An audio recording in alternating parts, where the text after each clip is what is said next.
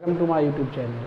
आज हम लोग डिस्कस करेंगे क्लास 11th का फर्स्ट चैप्टर का नाम हमारे some basic concept of chemistry. क्या नाम है? Some basic concept of chemistry. हमारे पहले चैप्टर का नाम है some basic concept of chemistry. इसमें पहला टॉपिक है हमारा मैटर। क्या है? मैटर। हम लोग आज मैटर के बारे में डिस्कशन करेंगे। मैटर क्या होता है? जो स्पेस ऑक्यूपाई करे। क्या करे? जो स्पेस को ऑक्यूपाई करेगा वो हमारा क्या कहलाएगा? मैटर। जैसे देखो हम लोग लिख सकते हैं इसमें एनीथिंग। क्या लिख सकते हैं? एनीथिंग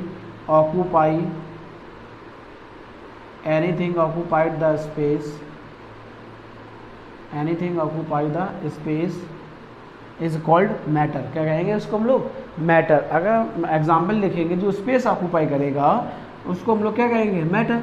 ठीक। अगर इसके एग्जाम्पल लिखेंगे, एग्जाम्पल हमारे हो जाएगा water, petrol, would, plastic, clear, etc और सारे हो जाएंगे एग्जाम्पल। लेकिन ये हम लोग याद रख सकते हैं, anything occupy the space so that is called a matter. क्या कहेंगे हम लोग इसको? मैटर। अब आता हमारा इसके बाद मैटर के बाद आता हमारा इसका क्लासिफिकेशन। क्या आता है? क्लासिफिकेशन। देखो क्लासिफिकेशन ऑफ मैटर सबसे इंपॉर्टेंट पॉइंट है। Classification of matter. देखो क्लासिफिकेशन ऑफ मैटर, हम लोग इसके बारे में डिस्कशन करते हैं। क्लासिफिकेशन ऑफ मैटर के बारे में। Clear? Classification of matters are further classified two categories. First होता है हमारा फिजिकल। क्या होता है? Physical classification. फर्स्ट हमारा है physical classification. Clear? Physical classification. Second हमारा होता है chemical classification.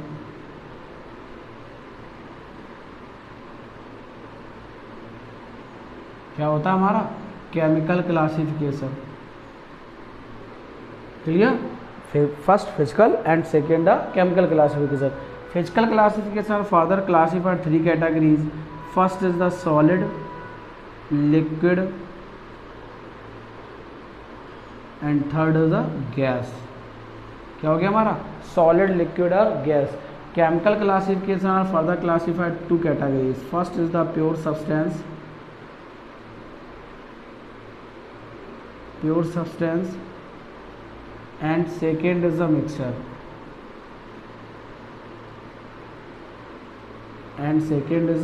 mixture, clear? Pure substance are further classified as two categories, element and compound.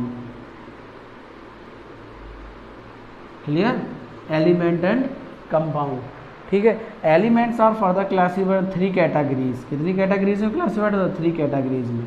First is the metal, second non metal, third metalloids. Third हमारा क्या है? Metalloids. And compounds are further classified two categories, inorganic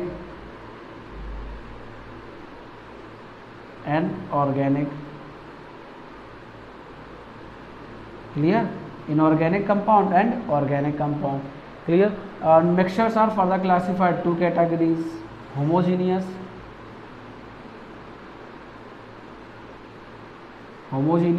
and heterogeneous.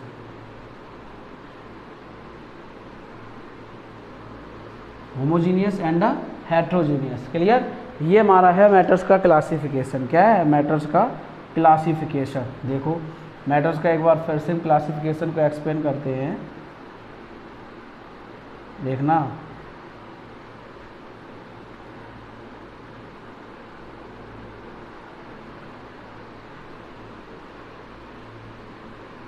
चलिए देखते हैं।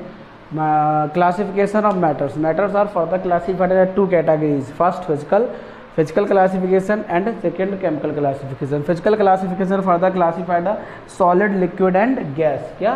Solid, liquid and gas. Chemical classification further classified two substance, या two categories, pure substance और mixture. Clear, mixture जगह हम लोग इम्प्योर सब्सटेंस भी लिख सकते हैं। Pure substance are further classified two categories, first metal element and second compound. Element further classified three categories, metals, non metals and metalloids. Compounds are further classified two categories, inorganic and organic. Mixtures are further classified homogeneous and heterogeneous. Clear? Homogeneous and heterogeneous. अब इसके बाद हम लोग एक one by one करके सारे topic को discussion करते हैं। क्लियर, पहला टॉपिक हमारा आता है फिजिकल क्लासिफिकेशन। क्या आता है? Physical classification. चलिए हम लोग पहले टॉपिक पे चलते हैं, फिजिकल क्लासिफिकेशन।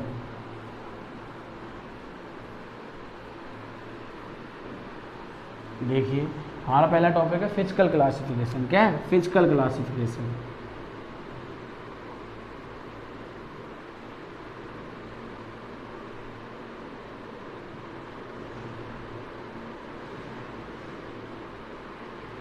हमारा पहला फिजिकल क्लासिफिकेशन।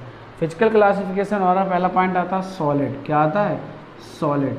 सॉलिड को अगर डिफाइन करेंगे, फिक्स शेप होगा। देखो सॉलिड है, जैसे फिक्स शेप होगा, fixed shape, fixed volume. Clear, fixed shape होगा, फिक्स्ड वॉल्यूम होगा।